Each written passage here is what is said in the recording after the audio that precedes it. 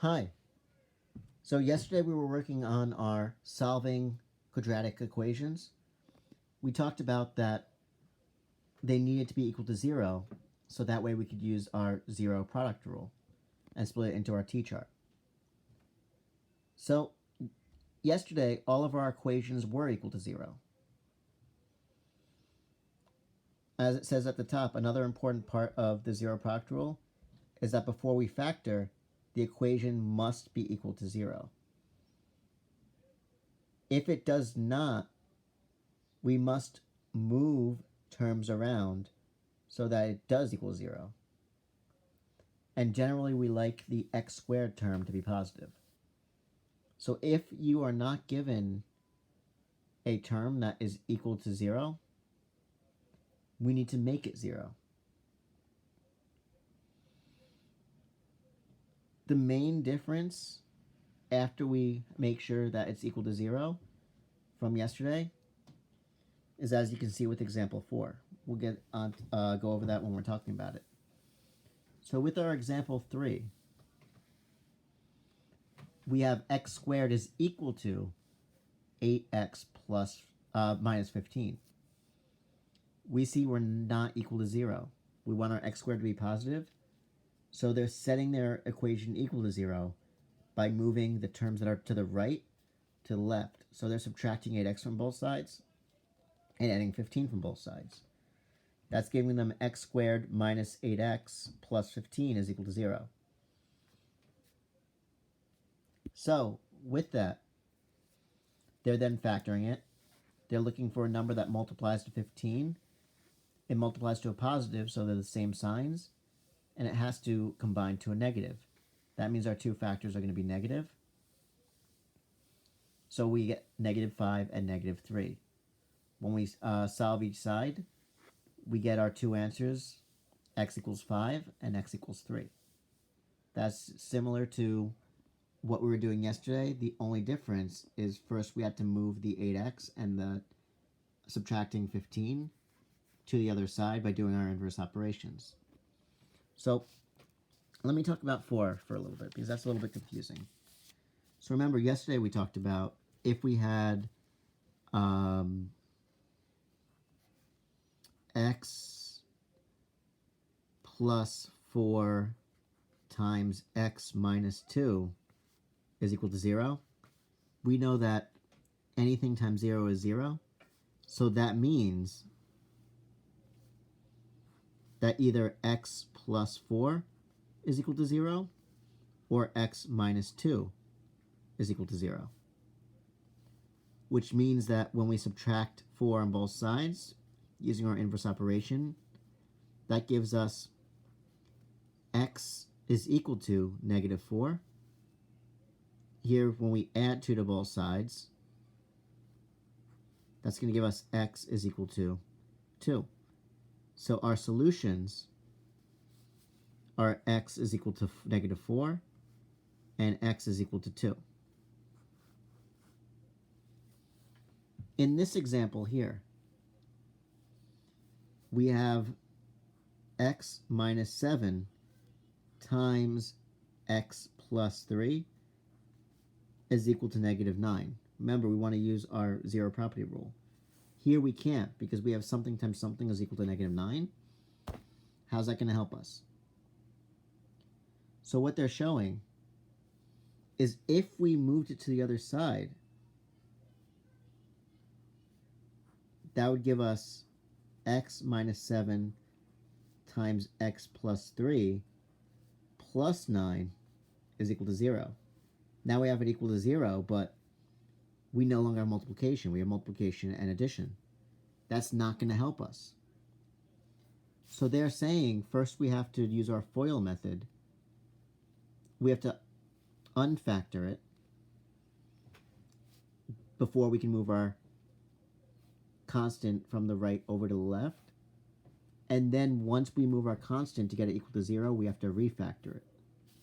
So that's what's making this a little bit more challenging. So we can't do this. First, we're going to have to move over, do our foiling before we move it over. So we have our x minus 7 times our x plus 3 is equal to negative 9. Remember foiling. Our FOIL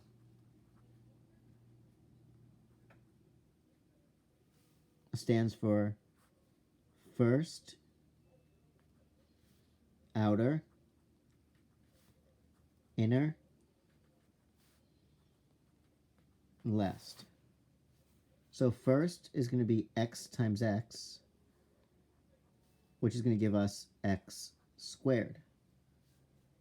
Then we have our outer, which is going to be x times 3, which is going to give us plus 3x. Then we have our inner, which is negative 7 times x, which is going to give us minus 7x. Then we have our last, which is going to give us negative 7 times 3. Negative times a positive is negative. That's going to be minus 21. Now we have to combine like terms. That's going to give us x squared. 3 minus 7 is minus 4x minus 21. Don't forget, here we have equals negative 9. Here we have equals negative 9. So now we're at that step where we have it all refoiled. We can move over our constant to the other side. So when we add 9 to both sides, negative 21 plus 9 is going to get less negative. We're going to end up with x squared minus 4x minus 12 is equal to 0. So now we have something that we worked with yesterday. Our later ones where we have to factor and then do our t-chart. So we're looking for factors that multiply to negative 12, which means that our terms are going to be different, but we also want to add to a negative. That means our bigger term has to be the negative. So we have 1 times 12, but that would give us negative 11, not negative 4. We have 2 times 6 and 3 times 4. We see that the 2 and 6 is going to work for us if the 6 is negative and the 2 is positive. So we can factor this into x minus 6 times x plus 2 is equal to 0. And now this is just like where we started. So this is going to be with our t-chart. What if x minus 6 is equal to 0? What if x plus 2 is equal to 0? Add 6 to both sides. Subtract 2 on both sides. That's going to give us x is equal to 6. X is equal to negative 2. So our solutions, x equals 6 and x equals negative 2. They're showing here we have a trinomial equal to a trinomial. What do we do then? We need to get one of our sides to be equal to 0, and we want our x squared term to be positive. So they're bringing the smaller x squared term and everything that's on that same side over to the other side. So in this case, from the left to the right. That way we can end up getting it equal to 0. So when we do that, we have 7x squared minus 3x squared is giving us 4x squared. We have 4x minus 4x cancels out. Negative 14 plus 5 gives us negative 9. This is an example of dots. So that's why their factoring is difference of squares. So here, with our dots, once we get it to this step, 4x squared minus 9 is equal to 0. Remember, our dots formula is if we have a squared minus b squared, that's going to become a plus b times a minus b. In this case, our a squared is 4x squared. The square root of 4 is 2. The square root of x squared is x. Our b squared is 9. The square root of 9 is 3. So that's how they got what they got. So they said, all right, well, we have a squared minus b squared. So that's going to be equal to our a plus b times a minus b. We have to bring down our equal 0. And now we can do our t-chart. So that's what's happening over here. They're doing their t-chart. So this is going to be a little bit more complicated because instead of our 1 steps, this is going to end up being a 2-step.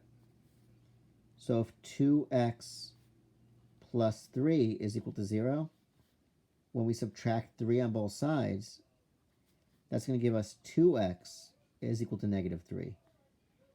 We don't want 2x, we just want 1x, so we have to divide by 2 on both sides.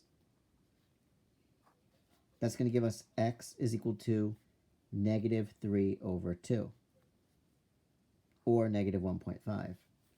Here we have 2x minus 3 is equal to 0, so we can add 3 on both sides. That's going to give us 2x is equal to 3. Again, we don't want 2x, we just want 1x, so we have to divide both sides by 2. And that's going to give us x is equal to 3 over 2, or 1.5, 1.5. So we see that our solutions are negative 3/2 and positive 3/2.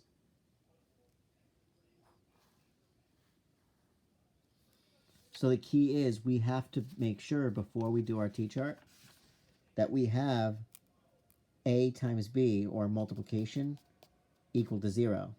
That way we can do our zero property rule. We have to make sure we have multiplication equal to 0. We have to make sure we have multiplication equal to 0. That is a major key to solving quadratic equations. So if anyone has any questions, I'm going to be doing a Google Meet at 1. So if you have any questions, you can ask during the Google Meet, or you can post a comment on Google Classroom and I'll get back to you. So make sure if you have any questions that you ask. Thank you.